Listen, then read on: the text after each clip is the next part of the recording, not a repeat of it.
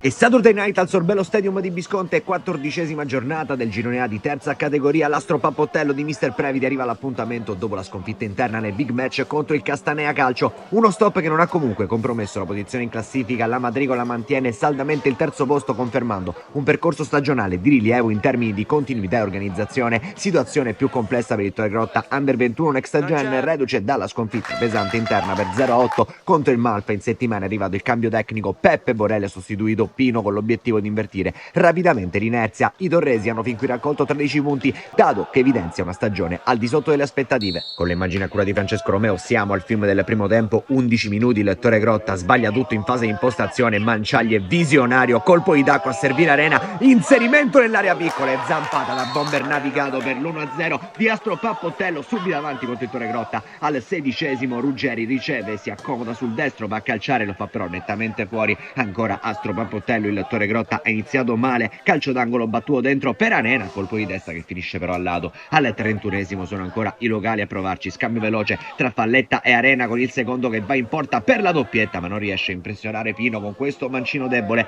Campanello d'allarme per Mister Previdi, non sta bene Manciagli dopo l'assist al 33esimo, esordio in Astro Pappottello per Nicolò Gentile al 40esimo, calcio di punizione e Cambria col mancino che va verso la porta, trova una deviazione clamorosa di un difensore che spiazza totalmente Pino. Arriva il 2-0 di Astro Pappottello, è stato temerario, ci ha provato e ha avuto ragione alla fine Diego Cambria. Calcio d'angolo sul finale di frazione, c'è una deviazione sul secondo palo, il tocco vincente di Ciccio Di Marco, prima rete in campionato per il difensore sul deludo Astro Pappottello. A fine primo tempo è 3-0 contro il Torregrotta. La formazione torrese ha dimostrato in questi primi 45 minuti come ci sarà tanto da lavorare per Mister Borelli nel finale di stagione per cambiare la rotta. Partiamo con il film della ripresa al 48esimo, Pappottello, lancio lungo di Cambria per Ruggeri, Pino in uscita, lo anticipa e spazza, Gentile la controlla e calcia, non inquadra lo specchio della porta sfiorando però il 4-0. 54esimo, doppio cambio nel Torregrotta, entrano Saia e Guido. Al 56esimo Astro Pappottello su calcio di punizione, il mancino di Cambria, la respinta in calcio d'angolo da parte di Pino. Al 63esimo esce Nino Ruggeri tra gli applausi alla sua ultima presenza tra gli Astro Pappottello,